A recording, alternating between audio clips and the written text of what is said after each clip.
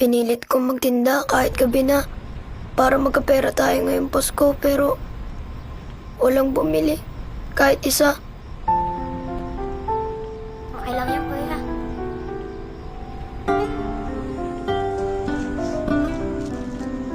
Kina Nanay Perla? Uy! Nanay Perla, maraming salamat po. Oh, pumasok na kayo sa loob at dito na kayo mag-Noche Buena, ha? Si tatay po, walang kasama. Naghihintay na siya sa loob. Talaga po?